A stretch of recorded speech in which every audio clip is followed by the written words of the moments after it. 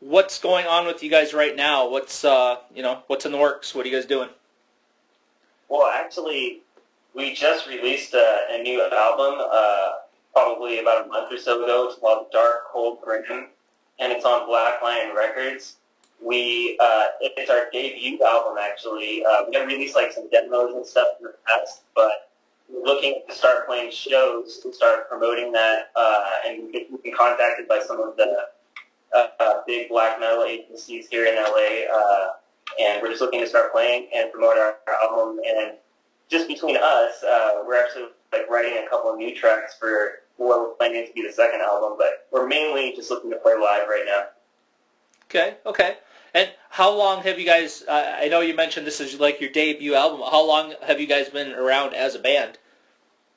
Well, actually, we've been around in the Los Angeles black metal scene for a while. We've just had different lineups, and sometimes we had different band names in the past, and we've released a lot of demos and CDs, actually, with some of those other projects. But as a collective group called Northwind Wolves, I'd say we've been around since 2013, and we released a demo, and we just recently got all of our ideas together, and everybody's lives and schedules on the same page, and we decided to release our debut album and just really hit it hard from now on.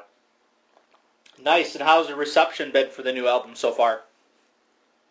Actually, it's blown me away. I thought people didn't like black metal. I thought it was like scary and, evoking all kinds of fearful emotions from people, but it's crazy. I guess we're very palatable. People like that we've got a melodic side to our black metal, even though it's extremely dark. I think they can find the beauty within the darkness and really grab hold of some of the keyboard melodies, and I guess it makes people feel triumphant. When we write it, we feel dark, depressed. We're just trying to let out some of our rage, but I guess people are into it, man. It just blows me away. Well, you've come to the right place, because here at Metal Devastation Radio, we have tons of black metal fans, and a lot of our DJs play, some of our DJs, that's all they play is black metal their entire show. So you're at the right place. Yeah, and actually, I find that the United States is a very black metal country. If you go out to like Colorado, where there's a lot of pine trees and some of the largest mountains that are even on planet Earth, there's like a large black metal culture in those type of areas. In LA, if you go out to the East Coast as well, it actually surprises me. And I don't know if you've ever been to Quebec in Canada, but there's a huge black metal. I guess it's kind of like opposing the government because they feel like they're French speakers and there's a French culture, and like bands like Fortress from up there, they use that as like a political statement with their black metal, and I think those guys are awesome. Very cool, very cool. So back in like 2013, I guess, or when you guys kind of really put this band together, what was the driving force for that? Actually, we had just decided to go in a different direction. We were playing very heavy music, actually more heavy than our recent album that we just put out that more people are familiar with, and we wanted to try something that was very guitar heavy. Like, in addition to black metal, Astaroth and I also really respect guitar players in the death metal scene. For example, like Yarn from Winter Sun, or Petrie from Northern, Alexi from Totem, obviously, and we wanted to do kind of like a guitar-heavy project that was less heavy in terms of the music, but pretty much just focused on guitar. And we released a demo called Astronomy, actually, in 2013, but it was kind of hard for us to find band members at the time, and over time we decided that really wasn't the style that we wanted to pursue. We wanted to go back to heavier music, like some of our earlier projects, and now we're just doing heavy music, but we still kept a melodic edge from our past when we were very guitar-heavy and technical on the guitar. Okay, awesome, badass. So, where do you guys practice at? How often do you guys all get together as a band and kind of keep the skills sharp? Yeah, actually, we practice quite often. Sometimes, like, a few of us will get together, and sometimes the whole band will get together. Right now, the most convenient thing for us to do is jam at our drummer's house, who has an electric kit in addition to the acoustic kit, so we can pretty much make noise there as loud as we want. But when we do practice, like while we're prepping for a show, uh, there's a lot of lockouts around LA. One of our favorite ones is actually Guitar Center Studios, but yeah, we practice all the time, man. And it's fun to play. Do you play any musical instruments? I didn't ask you that. Unfortunately, no. But when I'm done with, I'm finishing up a master's right now. And when I get done with that, guitar lessons is next on my list. So I'm hoping to to actually be able to play it at some point. Right on. What was your inspiration? Like, who really inspired you to play guitar? I remember when I heard Dyer's Eve by Metallica, that almost made me want to switch to drums because the drums were just so awesome on that CD, the double bass. I was like a teenager. It was probably one of the first times I had heard anything like that. So what made you inspired to play guitar? I guess the inspiration is kind of as we talked about. You know, I mentioned Megadeth is like my favorite band of all time, and I want to be able to play Megadeth on the guitar. That's really the inspiration. So Was it Rust in Peace? Or, hell yeah, Rust in Peace. That was like the first album I really got into Megadeth back in the day. And after I listened to that album like 400 times straight, yeah, definitely. Did you actually get into them from TV? Because I remember a long time ago in the past, man, like they used to play that kind of stuff on TV. Like I would see, like when I was a little kid, like maybe like 7, 8, 9, 10 years old, I would see like Dave Mustaine on like MTV sometimes, and I would think like, oh, that's so cool. And like all the older kids would be wearing like metal shirts and stuff, and I thought that was like so cool. You don't really see that too often anymore, especially on the modern media that we have right now. But we have alternative media like you guys and YouTube and all kinds of underground stuff where that stuff still thrives. Yeah, definitely. And MTV, back when they actually played music, and Headbangers Ball was badass. And that's actually, I remember the very first video and song I ever heard of Headbangers Ball. It was Judas Priest Painkiller. That was the first thing I ever saw on Headbangers Ball, and I never missed it. That song is amazing, dude. Yeah. On the drums, Glenn Kitson on the guitar. Yeah, some of the sickest solos ever written.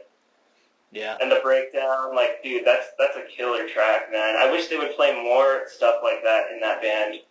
It kind of seemed like an album that just came out of nowhere. It was just like so metal. Like, wow, where are these guys going now? And his voice, even though he's a clean singer, it's just so like thrashy, and it has like a very dismal sound to it. It's almost like black metal or something, man. It's so intense. Yeah, it's definitely one of my favorite albums of theirs for sure. Their new, I don't know if you've heard their new track. Their new track really has a feel from the Painkiller album. And actually, I had met Rob Halford one time. He came to LA, and I saw him. He actually walked into a Best Buy because he was doing like some kind of signing at a Best Buy, and I had no idea. And he told me he really likes Emperor a lot, and he really appreciates that band, and he feels like they're musical geniuses. And I had no idea, but all kinds of people from other genres can really find the beauty in black metal. Once you scratch the dark surface and you get like the scary-looking exterior, you can really see like beautiful melodies, and like sometimes these musical passages can really move you to have all kinds of different emotions. It really just expresses like the entire human experience. When I hear someone screaming, it's like so real, and when I hear people singing clean, it's awesome, but I just feel like it's more true, like it's a real human experience, like animalistic, like very ancient. That's just me, though. No, I think that's fair, and I think that's why most of us metalheads enjoy that kind of music. I like it. I agree. Yeah. Right on. Can you remember the time where people wouldn't listen to the kind of vocals, like the screaming vocals? Like there was a time where like nobody was into that, and it was really difficult for those kinds of bands to get anywhere. Yeah, I think I think Pantera was probably a good start for that. Yeah, totally. Domination, man. Do you remember that song? Oh yeah. Yep. Yeah.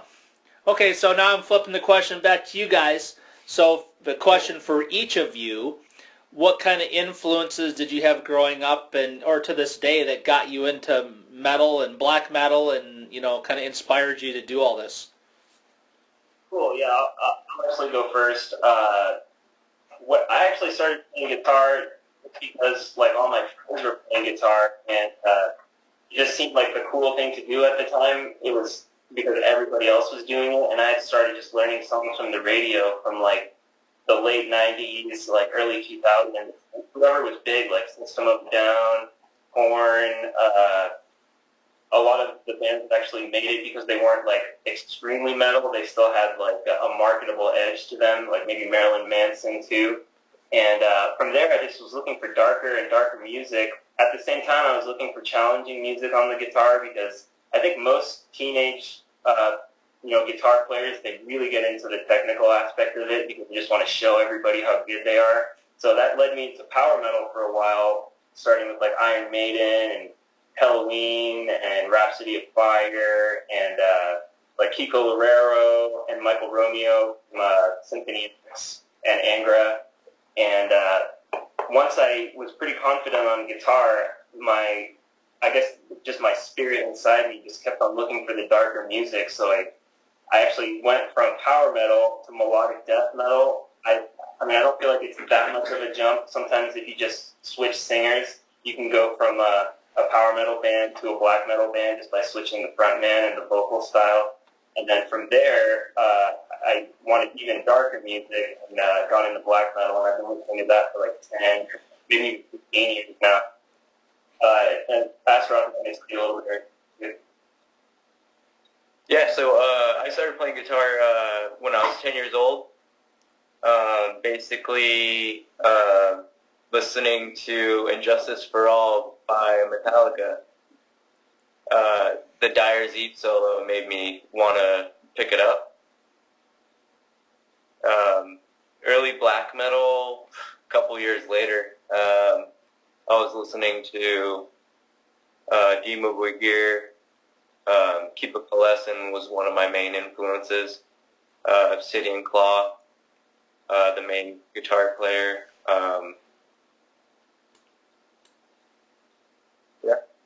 Yeah, we're also into like the rugged black metal too, like some of the really thrashy rock and roll stuff, like early Mayhem and the early Keith Allison stuff is kind of reminiscent of that, especially with their first vocalist. And but I equally love the super symphonic side and melodic side too, like Emperor, Dima Borgir, Cradle of Filth, Winder, Dissection. Bishop of Hexen is actually pretty good. And I like the DSBM stuff too, like Wolves in the Throne Room. I totally respect those guys. And Cold World. Yeah, I support them. Definitely, I love what they're doing. Cool. Oh, yeah, I wanted to mention one more band too that I forgot about, Evil Feast. That's like one of my favorite bands that nobody ever listens to, and I feel it's one guy from Poland. I think his name's Grim Spirit. I hope I got that right. I haven't seen it in a while. But he's one guy from Poland, and he does everything by himself, and the music is so badass, man. Like, incredible. Like, beautifully melodic, moving passages. And the heavy parts they just give you goosebumps sometimes and make you feel like you're, like, rushing into battle. I really respect that guy, and I think people should check him out. He's awesome. Yeah, so do me a favor after the interview, send me a message with the band name, and I'll definitely look into it. Cool. Yeah, a couple other bands, that I want to mention. I always probably say their name wrong, but Satyricon. Oh, Satyricon? Yeah, Satyricon. They're awesome. Man. They're one of my. I love those. Did you know Obsidian Claw was in Satyricon for a little hot minute? Did not know that. That's badass, though. Yeah, the song Mother North, that's Obsidian Claw, Keepa Kalessin. Oh, super cool. And then Yep. the other band I want to mention is Einherjer. I don't know if you heard of them guys. Oh yeah, those Yep. guys are cool. Yeah. Yeah, I listened to them early on. Yeah. Yeah, I interviewed them about 4 years ago ish. It was really cool. Oh wow. It was a little interesting with the dialect, but we got through it. Yeah. Well, one of their albums is Norwegian Native Art. Well, right, exactly. So, let's do a shameless plug for you guys. What social networking and websites and stuff are you guys using to promote and push the music? Well, actually, we've had our album on digital distribution on like hundreds of different websites for the past month. Some of the most popular ones are like iTunes, Amazon, Spotify, Bandcamp, Reverb Nation, pretty much any site you can think of. Our stuff is on there for digital download. Right now, though, the big thing that's going on is our record label, Blackline Records. They're putting together the pressings for our album. It's going to be 12 pages in high definition, beautiful artwork. The important thing with black metal when it comes to really appreciating the music is these black metal artists put a lot of time into their artwork because it's 50% of the musical experience and shows people automatically what you guys represent and what you're trying to portray to everybody else in the world. And black metal takes this to the next level when it comes to any other musical genre. It really puts the atmosphere immediately into the listener's mind, and we went all out and made sure we had the best artwork we could have, and it looks extremely awesome. And what I know about black metal fans, because I have a lot of black metal friends, is they like to hold on the album and buy a physical copy because they keep it in their huge collections. Some of my friends have music CD collections that take up the entire walls of their houses of all of the black metal that they've kept and has cherished and has helped them through the darkest times in their life. And they have access to that, and it's a physical thing that they can just hold and see and appreciate the beauty and the darkness. Yeah, and I'm going to lead right off of that because I also hugely appreciate the time and effort that goes into the artwork that bands do. It drives me crazy when I see a band and they have a picture of themselves on the cover, and I'm like, what the hell are you guys doing? But I'll leave that at that. But while we're talking about art, because I do have the album cover up on my screen right now, and it's really cool. Who designed and put this together for you? Well, actually, we have an awesome network of people who manage all of our band stuff, starting with obviously Blackline Records with the merchandise side and the distribution side. But when it comes to artwork, we have a guy, his name is Gragot. He's from Washington, up there where there's all kinds of huge forests and pine trees and mountains. Like, this guy's like hard to reach. He's very hermit style, and he likes to be by himself, and he likes to keep his black metal atmosphere, and that's all that he does. And his company is called Lucifer Amore Graphics. You can reach him from the internet, but he's top-notch. You cannot find somebody who does better work than he does, and he understands the genre like none other. He's dedicated to black metal, and he lives that culture. He lives it like a religion. Very cool. And then, so, did he design your logo too, or is that someone else? Dude, we would never go through anybody else. Anything you see that's Northwind Wolves goes straight through Bragoff. Awesome. Well, he did not. I love your guys' logo. It is so cool. So, Thanks, man. Yeah, is it legible? I know some people kind of they don't like illegible logos, but if you didn't know the band name, do you think you could read it? I'm not sure, but I will tell you, I was looking at the logo earlier, and it didn't pop out. And as I was sitting here looking at it on the album cover, it actually popped out to me. So I'm not sure. Maybe it would, maybe it wouldn't. But it's cool regardless. So, how did you guys come up with the name of the band? Where does that come from? Well, there isn't really like a specific reason why we chose that band name, but I feel like all of the aspects of that band name really represent who we are and the culture that we are. And we're a wolf pack here at Northwind Wolves, and we keep together and we have each other's backs, and we're always in the same mindset of appreciating the black metal culture and doing what we can to spread the music, because there's a lot of bands that actually take from black metal because their music is mediocre, where the really great people who can write awesome black metal, they're the ones who actually give back to black metal, where the fans are looking for those gems that are hidden among a sea of mediocre music. Like, that's what makes people hold on to black metal and cherish black metal, when they just grab onto those gems, when they filtered through all the garbage and they just find those awesome bands that they just love and they cherish. And sometimes they don't even tell their friends about it because they want to be a personal thing for them, like it's their band that they know. Like, black metal fans are extremely connected to the music like none other. I haven't seen that in any other genre. It's just a unique thing in black metal. Okay, cool. And while we're talking about the music, what recording studio did you use to record everything? Well, actually, our guitar player, he's sitting right here with me. He had the studio set up, and we used a lot of his gear for the tracking purposes, and we tracked one at a time.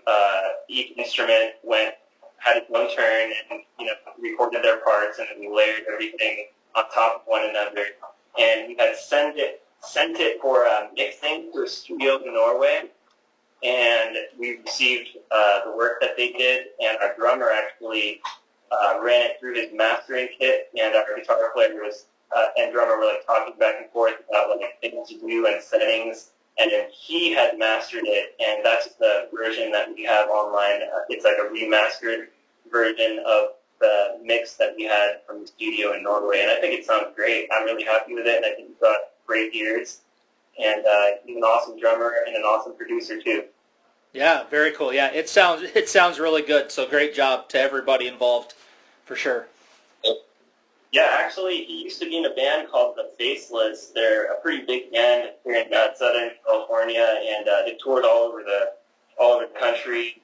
And those riffs that he was playing in that band were like really intense. Like, I'm sure he feels like he was taking a vacation in this band. Right on, right on. Okay, now I have a question for each of you again. If Cool. If I grabbed, I'm guessing you probably listen to music on your phone, but however you listen to your music, whatever format that is, what bands would I find you listening to right now? I listen to a lot of stuff that's very old because I'm kind of disconnected from the modern scene. So the bands that I'm going to mention are from the past mostly. I tend to avoid new music just so that when I write music, I'm not influenced by anything else, even though I still am listening to some of the older music. Like Memoria Vestusa #2 by Flute House Nord is one of my favorite albums that has ever been written. I love those guys. You probably catch me listening to them. Definitely Evil Feast, Old Team Borgir, anything by Emperor, definitely Dissection. I'm into Winder, and Limphonic Art is definitely good. I like some stuff that's not exactly black metal, or used to be black metal too, like Abigail Williams used to have a really good album that I really respected. They kind of shifted from that sound now, but and I'm open to listening to new music too. It's just I don't really go out and research it myself. And I can hear the Asteroth and what he likes to listen to. Yeah, a couple of my favorite bands right now are Imperium Decadence, Mgła from Poland, pretty good. Cold World, yeah. And then of course all the classics, Dissection, Emperor. Okay, Yeah, I cool. really like what on the Throne Room is doing. Like, I know there's a lot of bands who are doing that now, but I feel like they were one of the originators of that DSDM vibe. And they do it the best still, and I love those guys, man. Like Black Cascade, yeah, I love that stuff. Right on, right on. So here's, I guess, another question for you guys is that, I know it sounds like you have this band, but you've been in other bands and other things in the past. Do you have anything wild and crazy that's happened to you guys while you've been live on stage before? Well, I mean, I guess it's funny to admit now because we have a new bass player, but actually our old bass player, during one of our shows at the Whiskey in Hollywood, something just happened to his guitar strap, I guess, and it just broke off. Yeah, he had some gremlins that night. Yeah, and I guess he made the best of it. I think he was like holding it while he was playing, like it wasn't. I don't think it was noticeable.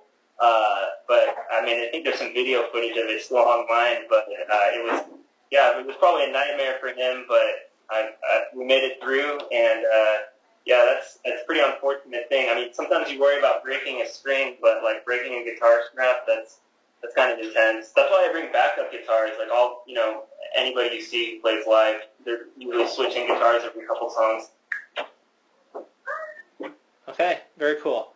I have a question from the chat room. Megan wants to know, one, if you guys like to watch horror movies, and if you do, what's your favorite?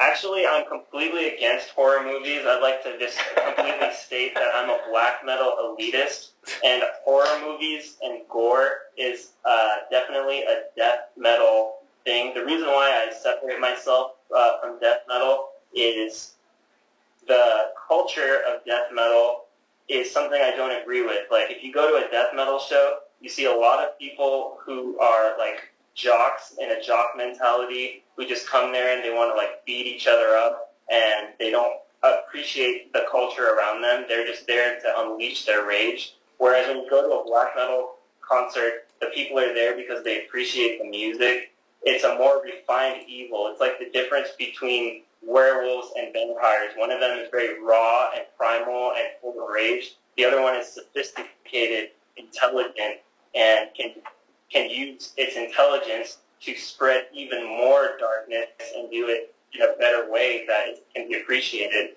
And that's why people, when they go to a black metal concert, they want to watch the music because it means a lot to them. They're not just there to beat everybody up.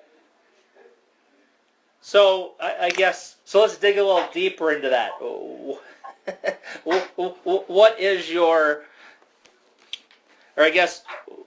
what do you hope to see from a fan at a black metal show? I guess how do you hope to see them enjoying the music? Well, I do hope that it's lively out there and they're having a good time, but I do not want to see people being trampled by one another and girls getting hurt and people leaving with like broken noses because they came here to appreciate the music. They didn't come here to be beat up by some bully who just got drunk and wanted to ruin the night for like 5 other people. Okay, right on. So you don't want to see a big old wall of death at a black metal show? Well, I mean, I'm not really sure the music has those types of tempos and vibes to tell you the truth. Yeah, Wall of Death is more of I've always known that to be a Lamb of God thing. Yeah, a little faster. That's the first time I saw it was Lamb of God. I appreciate the atmosphere and the culture of black metal. It's like a portrayance of darkness that everybody feels from within, that deals with the full human experience from the worst parts of your life to the best parts of your life, fully encompassing it in the musical composition that everybody can feel their own emotional experience for. Not just there to go get engaged out and like drink a bunch of beer and punch people in the face. Like, death metal can have the...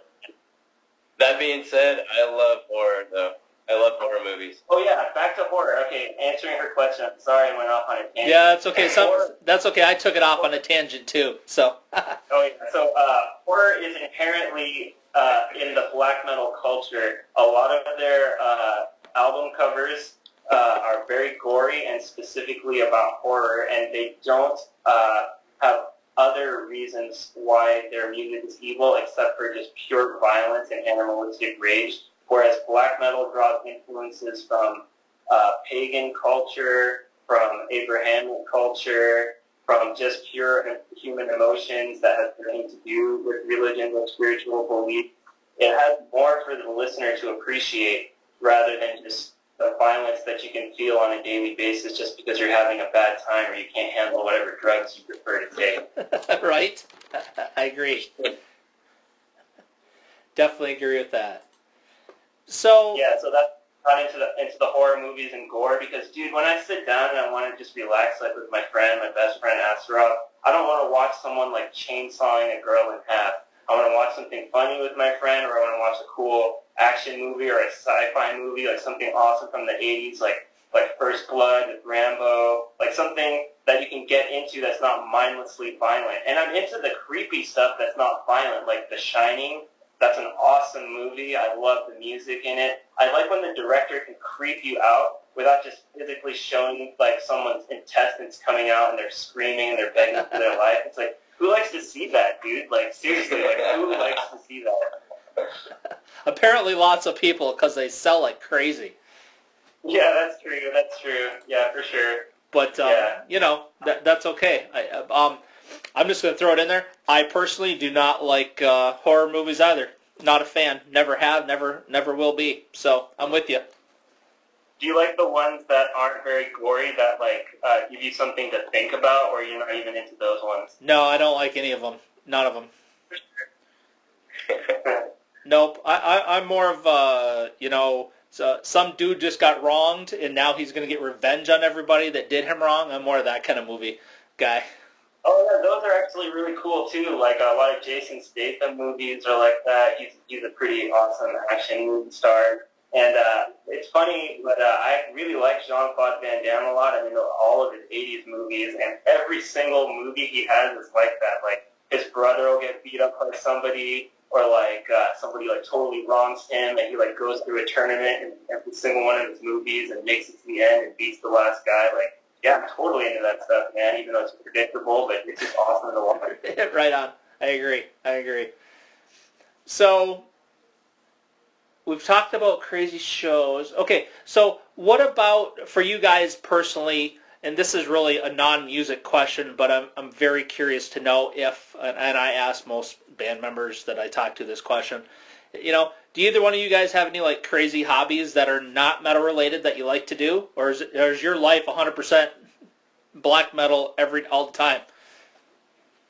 No, just to be real with everybody, we are normal people. We do appreciate black metal and we live that culture, but there are other aspects to life. Like I think like certain video games are pretty cool. Sometimes I play those with my friends. I like to go out to places like Hollywood is pretty close by, like cruising around in my friends' cars. Definitely like hanging out, partying with people. A lot of stuff is legal in California, and it's an awesome place to be. And but the black metal part is awesome, and playing an instrument is something that I like to do. So I do spend a lot of time on it, and it's an awesome part of my life. Yeah, so with me, I work like at least 60 hours a week, as well as doing this band thing. So I'm doing audio video. I'm an audio video technician. So I mean that correlates with band and audio and stuff like that. So what you're telling me is you get stuck listening to a bunch of stuff you don't want to hear. I got it. Yeah. I mean, well, I get lucky sometimes. I got to see Skid Row a couple weeks ago. Oh, fun. Nice. Yeah, I love that guy's voice. He's probably my favorite singer, like even compared to like Bruce Dickinson, Rob Halford, and just between us and your audience, I actually think he crushes Bruce Dickinson on Children of the Damned when he covers it. It's like crushes Bruce Dickinson's version. Like, it's not even close, dude. Okay, well, we'll leave that for all the metalheads to decide. I'm going to stay out of that one. I think I might have just started a big poem on the internet with that statement. Yeah, let's make a poll.